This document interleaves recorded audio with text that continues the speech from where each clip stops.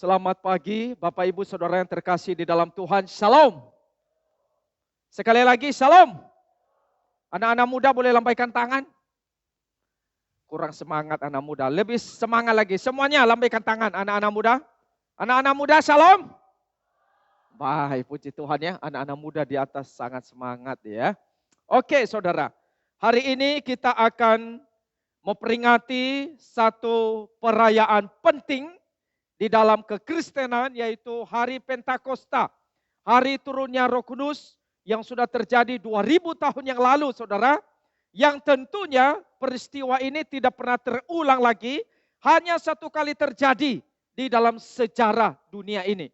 Nah saudara, hari ini tentunya kita tidak berdoa lagi agar Roh Kudus seperti di hari Pentakosta itu terjadi, tidak saudara, tetapi yang perlu kita lakukan lebih mengenal Allah Roh Kudus, bersandar dan mengikuti pimpinannya di dalam kehidupan kita.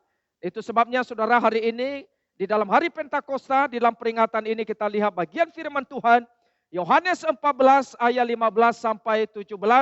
Mari kita baca bersama-sama. 1, 2, 3. Jikalau kamu mengasihi aku, kamu akan menuruti segala perintahku. Aku akan minta kepada Bapa, dan ia akan memberikan kepadamu seorang penolong yang lain, supaya ia menyertai kamu selama-lamanya, yaitu Roh kebenaran. Dunia tidak menerima dia, sebab dunia tidak melihat dia dan tidak mengenal dia. Tetapi kamu mengenal dia, sebab ia menyertai kamu dan akan diam di dalam kamu. Demikian pembacaan firman Tuhan untuk kita, saudara.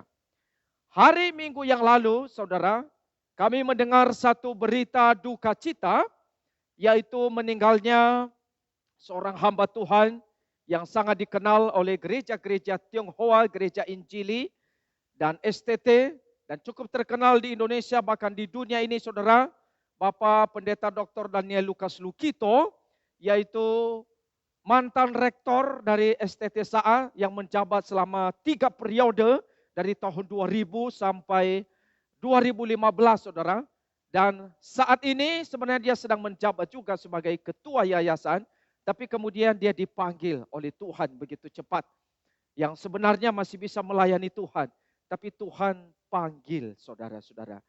Saya pribadi merasa sangat kehilangan, tetapi waktu melihat kesaksian dan sharing dari hambanya ini, dia seorang hamba Tuhan yang sangat setia melayani. Dia menjadi contoh bagi banyak hamba Tuhan lain, bagi mahasiswa sekolah teologi, termasuk bagi umat Tuhan saudara.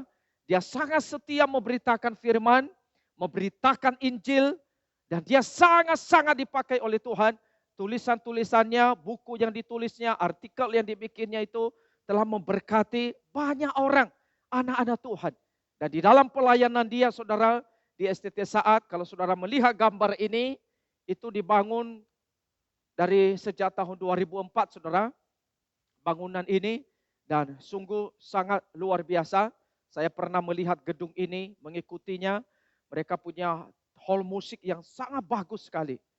Ya, mungkin saudara-saudara pernah pergi melihat tempat ini. Kalau saudara belum pernah, boleh ketika datang ke Malang, boleh mampir melihat STT Saat, salah satu STT yang besar saudara di Indonesia dan barangkali di Asia ini.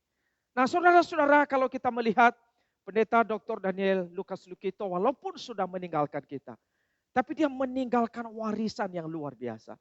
Baik warisan iman, teladan pelayanannya, dan juga buah-buah dari pekerjaan Tuhan yang dilakukannya. Saudara-saudara, kalau kita bertanya, kenapa hamba Tuhan yang sebenarnya manusia biasa, tapi begitu dipakai Tuhan secara luar biasa. Saudara, kita meyakini satu hal, bahwa Allah Roh Kudus yang ada di dalam dirinya telah memampukan manusia yang biasa ini diperlengkapi dengan hikmat sehingga melakukan pekerjaan Tuhan dengan sangat baik yang telah memberkati Indonesia, bahkan negara-negara di dunia ini melalui STT Saat. Saudara-saudara yang terkasih di dalam Tuhan, kita melihat bahwa Roh Kudus yang ditaruh Allah di dalam diri kita, itu adalah roh yang sangat luar biasa, bekerja dengan dahsyat, memberikan kepada kita sebuah kemampuan, saudara. Kekuatan, memperlengkapi kita. Saudara, salah satu pekerjaan Roh Kudus di dalam diri orang percaya, yaitu membuat kehidupan umat Tuhan efektif, berbuah lebih banyak bagi pekerjaan Allah. Ini dimungkinkan karena Roh Kudus, Roh yang penuh kuasa, Roh yang menolong kita, Roh hikmat, Roh dari Allah yang ditaruh Allah, sehingga kita dimampukan melakukan pekerjaan Tuhan. Jadi Roh Kudus ini anugerah Allah yang sangat besar dalam hidup anak-anak Tuhan, saudara. Tadi di dalam ayat yang kita baca itu, Roh Kudus itu disebut sebagai penolong, saudara. Dia disebut sebagai penolong yang lain. Penolong yang lain itu adalah diartikan sebagai penolong yang akan menyertai kita. Menyertai selama-lamanya. Penolong ini seorang yang berdiri di sisi kita. Dia berjalan bersama dengan kita. Di dalam segala keadaan, dia memampukan, memimpin, menyertai, bahkan menopang kehidupan kita. Jadi sebagai orang Kristen, saudara, melalui ayat firman Tuhan yang dikatakan oleh Tuhan Yesus, bahwa kita tidak pernah sendirian. Ada Roh Kudus yang menyertai kita. Kita tidak berjuang sendiri menjalani kehidupan kita sampai kita berjumpa dengan Tuhan. Tapi justru ada Roh yang menyertai kita sampai berjumpa Tuhan, bahkan sampai selama-lamanya. Roh Kudus ini tidak hanya menyertai kita, tapi dikatakan diam dalam kamu. Itu sebabnya tema hari ini Roh Kudus dalam hidup orang percaya. Roh Kudus itu diam di dalam hidup kita. Saudara, di dalam perjanjian lama, Roh Kudus itu tidak tinggal diam, tetapi hinggap pada orang-orang yang dipakai oleh Tuhan. Ketika mereka tidak taat kepada Tuhan, mereka berdosa, Roh Kudus pergi. Tetapi di dalam diri orang-orang percaya di zaman perjanjian baru, Roh Kudus itu ada di dalam diri mereka. Ini yang membedakan kita dengan orang dunia. Orang dunia tidak mengenal Roh Kudus. Kenapa? Karena mereka menolak Roh Kudus. Tetapi kita orang-orang percaya mengenal Roh Kudus. Karena kita percaya kepada Kristus, Roh Kudus tinggal di dalam kita. Nah, saudara-saudara, siapa yang menerima pertolongan, penopangan dari Allah Roh Kudus? Yang menerima pertolongan Roh Kudus, yang menerima penopangan Roh Kudus, itu adalah orang-orang yang sudah mengenal Yesus, yang percaya Kristus, yang bertobat sungguh-sungguh. Maka di dalam orang itu ada Roh Kudus. Saudara-saudara, kita akan melihat bahwa tidak tepat kalau kemudian dikatakan, saudara, mungkin saudara pernah mendengar kalimat ini, yang menerima Roh Kudus itu hanya mereka yang dibaptis selam, tapi tidak kepada mereka yang dibaptis percik. Atau ada yang mengatakan Roh Kudus itu hanya diterima oleh mereka yang bisa berbahasa roh, tapi tidak bagi mereka yang tidak menerima karunia itu. Saudara, Roh Kudus tidak hanya diberikan kepada gereja tertentu dan tidak kepada gereja yang lain. Roh Kudus adalah pribadi ketiga Allah Tritunggal yang diberikan oleh Allah kepada setiap orang yang percaya. Kepada setiap orang yang sungguh-sungguh bertobat. Yang bertobat itu berarti orang yang sungguh-sungguh, saudara, meninggalkan manusia lama. Secara pasif meninggalkan dosa, meninggalkan dunia kegelapan, meninggalkan setan. Lalu secara aktif dia mengikut Kristus. Dia melayani Tuhan. Dia menjadi hamba kebenaran. Orang seperti ini, saudara, Roh Kudus itu ada di dalam dirinya.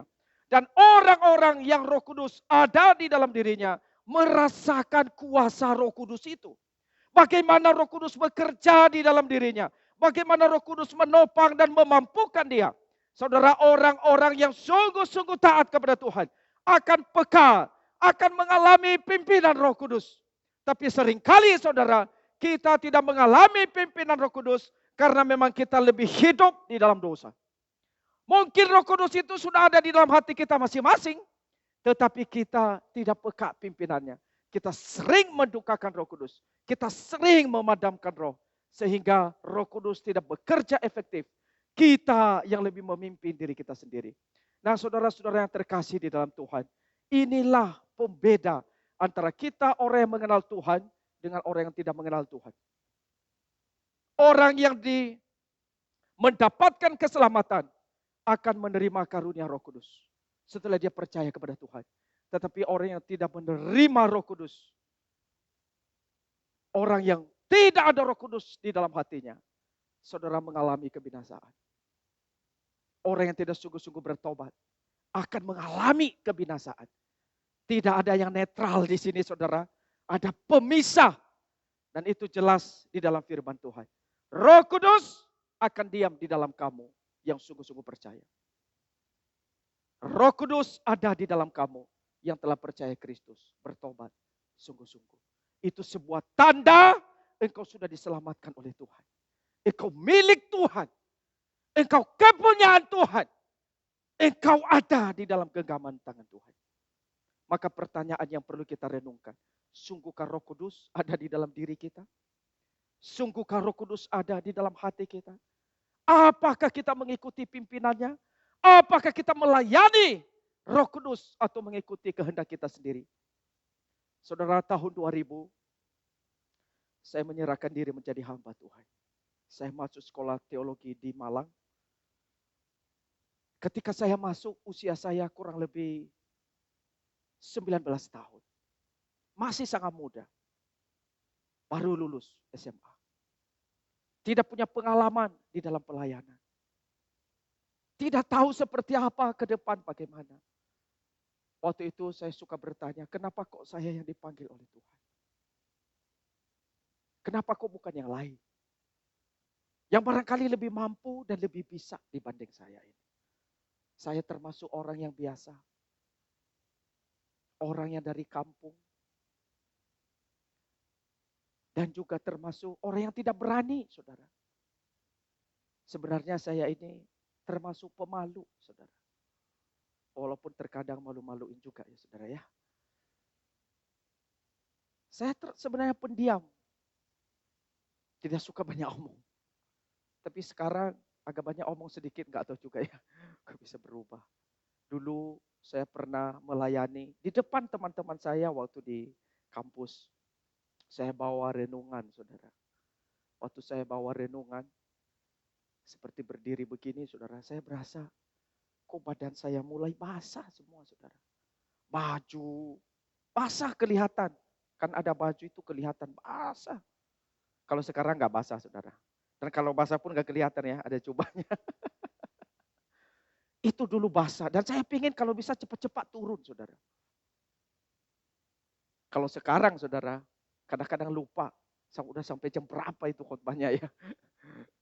Beda dulu itu ya, saudara. Pinginnya cepat-cepat turun kalau naik mimbar. Nggak banyak. Nggak tahu apa yang mau disampaikan begitu. Karena baru, nggak punya pengalaman. Tapi kemudian, saudara-saudara, di dalam perjalanan, saya menyaksikan satu hal. Allah Roh Kudus itu yang ditaruh Allah di dalam diri kita. Saudara, itu Roh Kudus itu menolong kita. Dia mau beri kita kekuatan. Dia mau beri pengertian. Dia mau beri hikmat. Dia mau beri kemampuan. Bahkan dia menopang. Dia mau beri keberanian. Ini sesuatu yang luar biasa. Yang saya boleh katakan, saya menyaksikan, saya sendiri mengalaminya. Roh Kudus, Roh Allah sebagai penolong. Dia betul-betul menolong orang-orang percaya. Supaya efektif berbuah bagi kerajaan Allah. Di dalam Alkitab, saudara, orang-orang yang dipanggil Tuhan, mereka yang merasa malu, tidak pintar bicara, masih muda, saya tidak bisa ini dan itu. Tapi Tuhan berkata, aku menyertai engkau, lidahmu akan kusertai. Ketika mereka melayani Tuhan, dipakai Tuhan luar biasa. Saudara bisa melihat Musa yang tidak pandai bicara, tapi menjadi hamba Tuhan, menjadi abdi Allah yang sangat-sangat dipakai Tuhan. Memimpin orang Israel. Itu karena pekerjaan Tuhan, saudara. Saudara melihat misalnya Petrus seorang nelayan, saudara. Latar belakangnya seorang yang miskin, orang biasa. Tapi berkobar-kobar, saudara. Dipakai Tuhan. Lewat khotbahnya 3.000 orang bisa bertobat setelah hari Pentakosta. Dan berikutnya pelayanannya luar biasa. Saudara, orang-orang biasa itu diubah oleh Tuhan. Jadi saudara-saudara yang terkasih di dalam Tuhan. Kita melihat di dalam firman Tuhan ya. Dikatakan bahwa Allah memberikan kepada kita. Bukan roh ketakutan. Melainkan roh yang membangkitkan kekuatan, membangkitkan kasih, membangkitkan ketertiban. Jadi Roh Kudus ini roh yang luar biasa dahsyat, saudara. Bekerja dengan sangat kuat di dalam kehidupan orang-orang Kristen. Di dalam kehidupan hamba-hamba Tuhan. Di dalam kehidupan anak-anak Tuhan. Di dalam pekerjaan Tuhan dalam dunia ini, Roh Kudus itu bekerja dengan sangat dahsyat. Yang membuat gereja Tuhan berkembang itu Roh Kudus. Yang membuat umat Tuhan bisa berani melayani itu karena Roh Kudus. Jadi Roh Kudus ini adalah sungguh-sungguh bekerja dengan dahsyat di dalam dunia. Saudara perhatikan misalnya ketika saudara itu hari Pentakosta terjadi. Di dalam Kisah Para Rasul pasal 2 ayat 1 sampai 13 itu dicatat. Nanti saudara silakan baca. Tetapi dikatakan di sana orang percaya itu berkumpul di Yerusalem. Waktu mereka berkumpul, apa yang mereka lihat saudara? Itu kemudian Roh Kudus itu turun hinggap seperti lidah-lidah api hinggap pada mereka. Lalu mereka melihat saudara, para rasul-rasul, murid-murid Tuhan. Sebenarnya mereka orang-orang Galilea. Yang tidak bisa berbahasa dengan bahasa yang lain. Tapi kemudian mereka melihat rasul-rasul ini bisa berbicara di dalam bahasa orang Partia, Media, Elam, penduduk Mesopotamia, Yudea, Kapadokia, Pontus, Asia, Frigia, Pamfilia, Mesir, negara-negara yang lain. Mereka melihat kok rasul-rasul ini bisa berbicara dalam bahasa mereka. Sesuatu yang tidak biasa, tidak normal. Bagaimana orang ini bisa berbicara dalam bahasa kita? Bayangkan saudara kalau saya misalnya bisa berbicara dalam bahasa Korea, bahasa Jepang, bahasa Prancis, atau bahasa Mandarin saudara. Saudara sangat kaget. Apa yang terjadi? Itu sesuatu yang tidak normal. Dan itu yang terjadi di hari Pentakosta. Saudara apa yang kita lihat? Roh Kudus bekerja dengan sangat dahsyat. Para rasul memberitakan perbuatan-perbuatan besar yang dilakukan Allah. Sehingga bangsa-bangsa lain itu, mereka melihat ini pekerjaan Allah luar biasa. Saudara apa yang terjadi? Itu karena pekerjaan Roh Kudus. Yang hinggap, yang memenuhi para rasul, murid-murid Tuhan. Jadi pekerjaan Roh Kudus itu sangat dahsyat. Sangat luar biasa, nggak bisa diremehkan. Saudara orang Kristen hari ini tidak mengalami kuasa Roh Kudus yang begitu dahsyat itu. Karena kita kurang bergantung pada Roh Kudus. Seringkali kita meremehkan pekerjaan Roh Kudus, saudara. Kita tidak mengerti siapa Roh Kudus yang diutus oleh Allah. Yang datang, yang tinggal di dalam kita. Kita tidak bergantung kepada Roh Kudus. Kita tidak sungguh-sungguh mengikuti pimpinannya. Sehingga hidup kekristenan kita tidak berbuah. Kita tidak mengalami hidup yang ditransformasi oleh Allah Roh Kudus. Padahal Roh Kudus sebuah pribadi yang berkuasa. Yang dapat mengubah kehidupan kita. Saudara-saudara, sebagaimana Roh Kudus itu bekerja di hari Pentakosta. Sebenarnya dia juga bisa mengubah perkara yang besar di zaman kita ini. Melalui kita, di dalam kita saudara-saudara. Saudara mari kita melihat misalnya setelah murid-murid Tuhan itu ya. Menerima Roh Kudus. Mereka memberitakan Injil. Lalu waktu mereka memberitakan Injil saudara. Di pasal 4 Kisah Para Rasul. Itu gereja mula-mula itu menemui tantangan begitu besar. Di awal-awal beritakan Injil bertobat 3.000 orang. Petrus berkhotbah. Tapi di pasal 4 saudara. Itu akhirnya ada tantangan. Mahkamah agama larang mereka. Jangan berkhotbah dalam nama Yesus. Jangan beritakan Injil. Siapa beritakan Injil akan ditangkap, dipenjara, bisa dibunuh saudara. Apa yang dilakukan oleh gereja mula-mula menghadapi tantangan ini? Saudara mereka berdoa sungguh-sungguh. Waktu mereka berkumpul berdoa itu terjadi doa yang luar biasa. Saudara ini rahasia ya untuk kita anak-anak Tuhan hari ini. Kalau kita menemui tantangan di dalam pekerjaan Tuhan. Kau menemui masalah dalam hidupmu. Jangan lari, jangan cari dukun. Tapi cari Tuhan. Berdoa saudara. Itu cara dari Tuhan. Untuk kita menghadapi kesulitan hidup. Berdoa. Waktu ada kesulitan, berdoa. Kalau bisnismu masalah, berdoa. Kalau ada tantangan, berdoa. Waktu mereka berdoa, saudara. Di dalam Kisah Para Rasul 4 ayat 31, di sana dikatakan, dan ketika mereka sedang berdoa, goyanglah tempat mereka yang berkumpul itu, dan mereka semua penuh dengan Roh Kudus. Kemudian dikatakan, lalu mereka memberitakan firman Allah dengan berani. Sebelumnya mereka begitu takut. Tapi kemudian mereka berani memberitakan firman Allah. Sampai firman tersebar kemana-mana. Jumlah yang bertobat tambah hari tambah banyak, saudara. Sampai di gereja mula-mula itu terlalu banyak. Orang-orang akhirnya bisa mengikut Tuhan. Karena apa? Ini pekerjaan dari Allah Roh Kudus. Pekerjaan Allah Roh Kudus itu adalah memberi keberanian. Dia adalah roh yang membangkitkan kekuatan. Membangkitkan kasih. Membangkitkan ketertiban di dalam kehidupan kita. Saudara, kita tidak bisa remehkan. Maka kalau kita mau dipakai oleh Tuhan, saudara, bersandar pada Roh Kudus.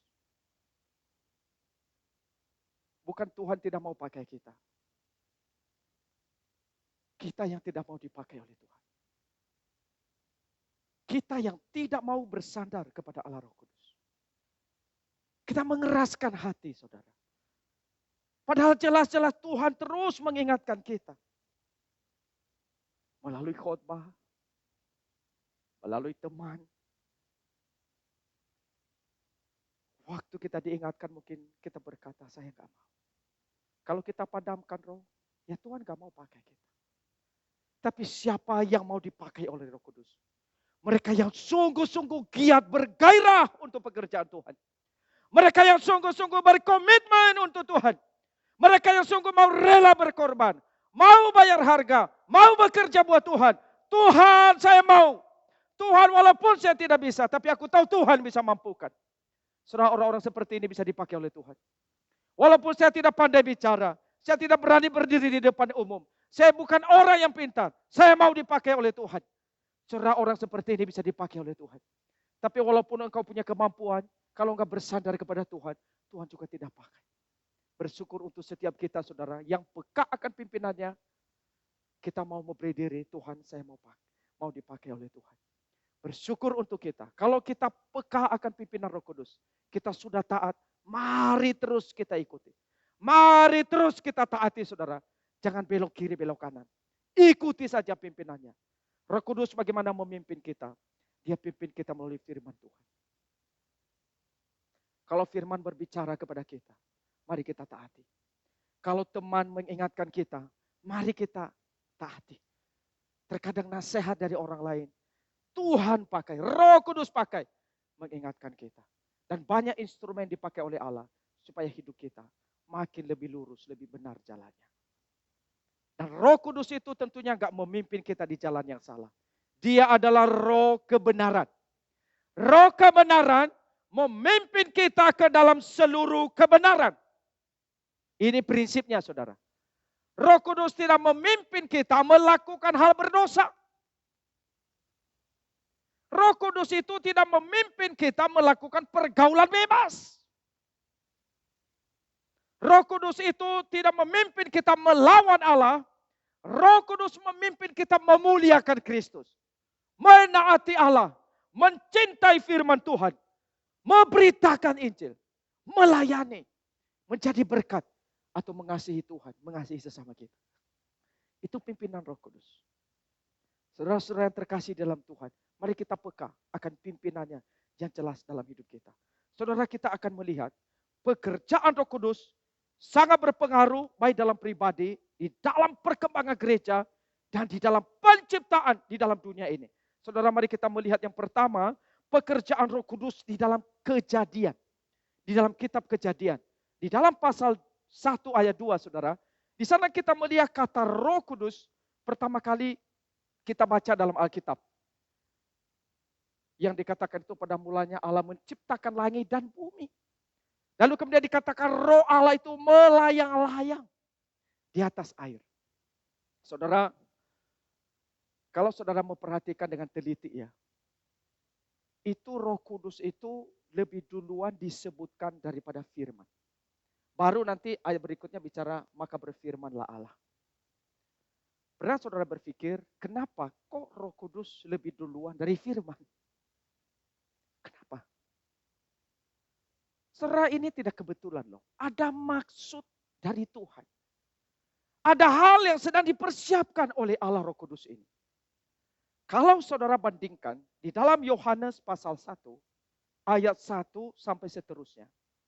Saudara akan menemukannya. Dikatakan di sana pada mulanya adalah firman. Firman itu bersama-sama dengan Allah dan firman itu adalah Allah dan seterusnya. Lalu kisah itu tiba-tiba berhenti. Dipotong, saudara, terpotong, terpisah. Dikatakan datanglah Yohanes Pembaptis. Nah, kenapa kisah itu bisa seperti terpotong, saudara? Saudara, di sini ada satu rahasia kita belajar. Pekerjaan Roh Kudus itu adalah dia datang lebih dulu mempersiapkan kehadiran firman. Supaya firman itu lebih siap bisa diterima. Dia mempersiapkan jalannya, saudara. Maka di dalam penciptaan kalau kita lihat, sebelum firman itu datang, saudara, Roh Kudus itu melayang-layang. Dia menaungi, dia membuat ciptaan Tuhan. Lewat pekerjaan Allah Roh Kudus, ciptaan itu bisa tertata, bisa teratur, bisa didiami oleh manusia. Sehingga kita bisa menikmati yang baik. Jadi semua ini dikerjakan oleh Allah Roh Kudus. Jadi Allah Roh Kudus itu berperan begitu besar di dalam penciptaan, saudara. Tanpa Allah Roh Kudus tidak ada apapun yang baik yang bisa kita nikmati. Roh Kudus itu yang menolong dan menolong kita untuk bisa menikmatinya. Saudara, ini sesuatu yang luar biasa. Kalau kita melihat nanti saudara meneliti bagaimana pekerjaan Allah Roh Kudus dalam Alkitab itu begitu mengagumkan kita. Ada beberapa saudara saya sampaikan kepada kita. Yang kedua saudara misalnya pekerjaan Roh Kudus di dalam diri orang berdosa. Kita akan melihat saudara dunia ini setelah dicipta memang jatuh di dalam dosa ya. Minggu lalu kita juga mendengarkan hal ini di dalam khotbah Buria Pasar Ibu. Dunia ini sudah jatuh di dalam dosa. Jadi yang berkuasa atas dunia apa? Itu dosa, kejahatan. Dunia ini dirusak oleh dosa, manusia juga rusak karena dosa. Sehingga manusia ini tidak lagi menjadi manusia yang sesungguhnya. Kita tidak melayani Tuhan, menyembah Allah dan sebagainya. Lalu bagaimana Tuhan memperbaiki dunia yang rusak ini? Bagaimana saudara? Saudara, kalau kita lihat seolah-olah kejahatan itu begitu berkuasa. Bahkan saudara kalau kita lihat, seolah-olah kerusakan itu berhasil sampai final. Kita melihat Yesus akhirnya sampai disalib, bahkan sampai mati saudara. Ini semua kekalahan. Di mana pengharapan kita? Tetapi saudara kalau kita lihat, di mana letak kemenangan kita sebagai anak-anak Tuhan? Itu terletak di dalam kebangkitan Tuhan Yesus. Saudara, di dalam kebangkitan daripada Tuhan Yesus, di situ kita melihat bagaimana kemenangan itu tiba kepada kita, orang-orang yang percaya kepada Kristus. Yang tadinya mungkin dosa, kejahatan itu merasa dia menang. Tetapi justru saudara, di dalam kebangkitan itu ada kemenangan. Nah saudara, saya bahas sedikit ya saudara. Mungkin saudara sudah jarang mendengar ini. Karena selama ini mungkin kita mendengar itu Yesus bangkit sendiri ya saudara ya. Tapi sebenarnya saya mau menyampaikan saudara beberapa bagian firman Tuhan sangat penting. Sebenarnya Yesus yang waktu bangkit itu dibangkitkan oleh Allah Bapa. Oleh Roh Kudus. Saya tidak menyampaikan beberapa ayat firman Tuhan untuk kita pada hari ini. Terkait ini, tapi beberapa hal saya akan singgung. Jadi Yesus saudara, walaupun sebenarnya dia punya kuasa.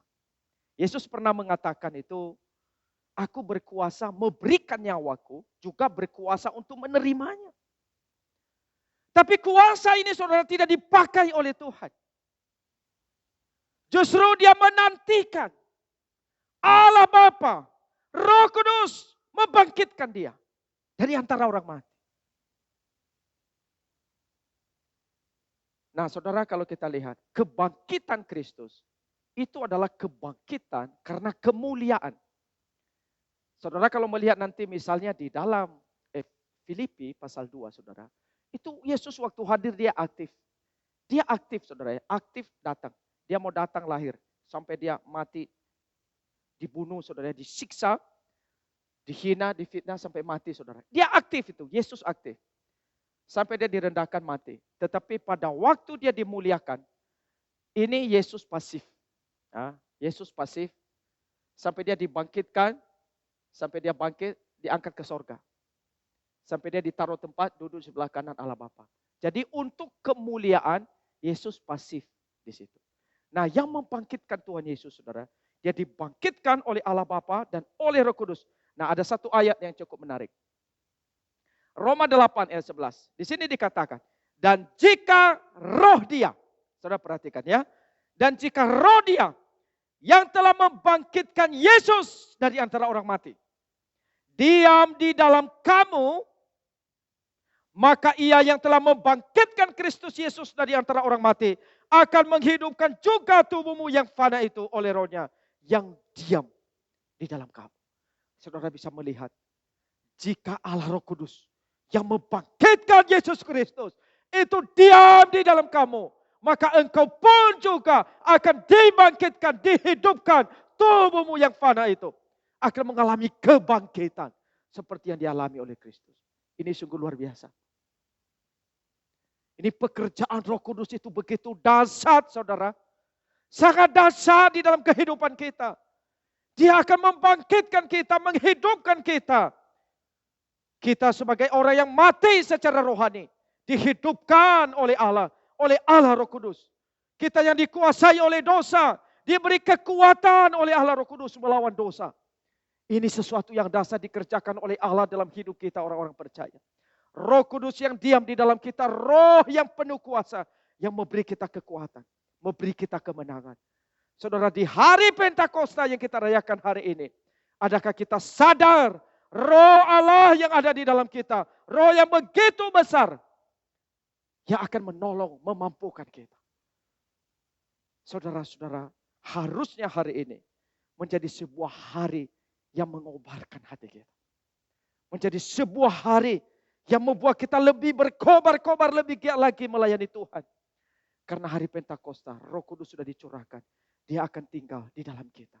Dia yang akan memampukan, menolong kita. Saudara-saudara, mungkin selama ini kita sudah kehilangan gairah. Kita sudah kehilangan semangat. Tetapi hari ini melalui firman Tuhan ini, saya mengajak kita kembali. Kalau kita sudah lupa akan Allah Roh Kudus yang bekerja dengan dahsyat, mari saudara, kita ingat kembali peristiwa Pentakosta. Kalau kita sudah kehilangan arah dalam kehidupan kita ini, mari kita ingat kembali di hari Pentakosta, pencurahan Roh Kudus. Murid-murid akhirnya semangat ketika mereka memberitakan Injil. Mereka tahu ada Roh Kudus yang menyertai. Mereka berani melayani Tuhan. Saudara-saudara yang terkasih di dalam Tuhan, yang kita perlukan hari ini, betul-betul meyakini bahwa kita ini adalah milik Tuhan. Itu yang kita perlukan, saudara. Yakinlah bahwa hidupmu milik Tuhan. Roh Allah diutus di dalam dirimu supaya engkau menjadi milik Tuhan. Itu sebagai tanda, sebagai bukti engkau adalah milik Tuhan. Kalau engkau milik Tuhan, saudara, maka semestinya kita semakin diberikan satu keyakinan. Satu hal, saya adalah milik Tuhan. Roh Kudus ada di dalam hidupku. Saya mau dipakai oleh Tuhan. Saudara, apakah engkau punya keyakinan seperti ini?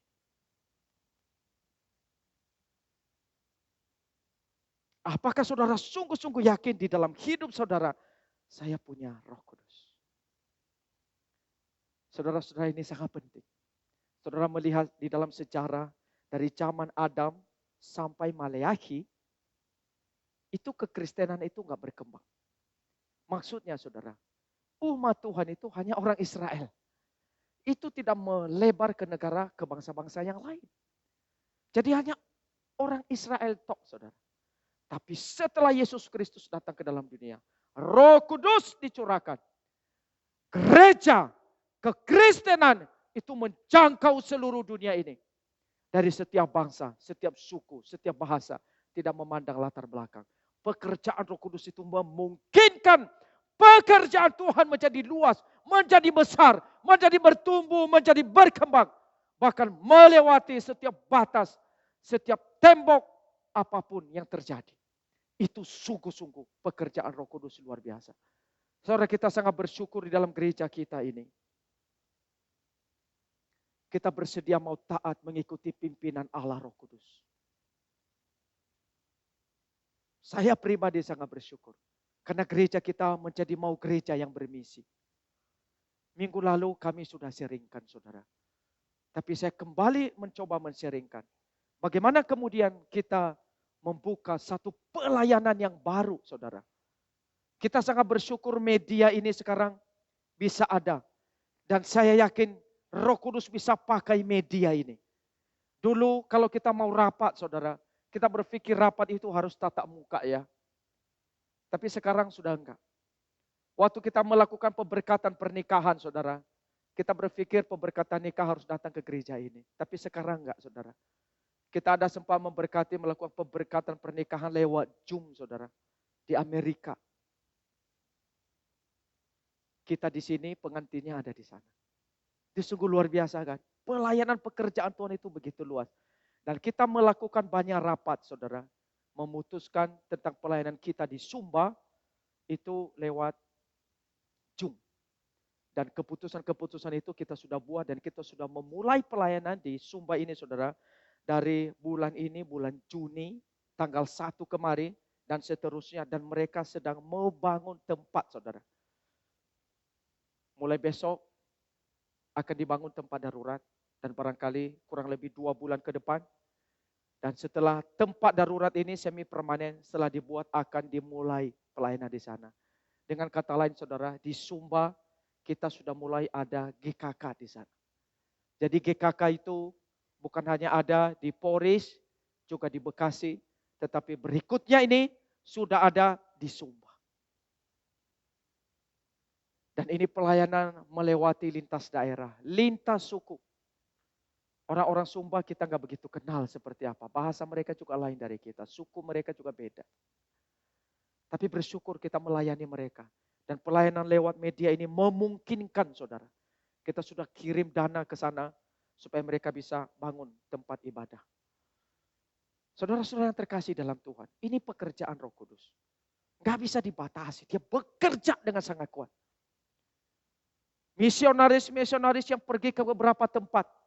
Walaupun orang Kristen minoritas di sana. Walaupun mungkinnya bertobat hanya 1 orang, saudara. Tapi berikutnya bisa menjadi gereja yang besar. Siapa yang memungkinkan?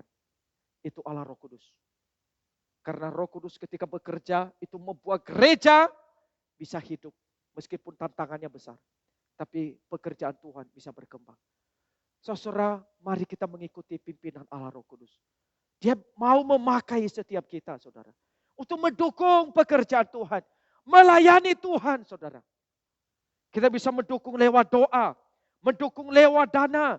Mendukung lewat hidup kita. Mungkin hari ini ada yang mau berkata, Tuhan, aku mau dipakai oleh Tuhan. Saya mau menjadi hamba Tuhan. Anak-anak muda banyak di sini. Kami sangat berharap ada anak-anak muda yang berkata, Tuhan, aku mau mengikuti teladan Musa Felix, Musa Andi, hamba-hamba Tuhan GKK. Saya mau persembahkan hidup melayani Tuhan. Saudara, mari doakan anak-anak muda di atas ini. Mereka boleh mempersiapkan diri menggumuli panggilan Tuhan. Pekerjaan Tuhan begitu besar. Saudara, mari kita melihat Roh Kudus sebagai penolong adalah roh yang berkuasa besar untuk menggenapi kehendak Allah di dalam dunia ini. Kiranya melalui ibadah hari ini kita menjadi orang-orang yang taat, yang tunduk kepada pimpinan Roh Kudus sehingga hidup kita makin efektif, berbuah lebih banyak untuk kerajaan Allah. Saudara, kita akan masuk di dalam perjamuan kudus.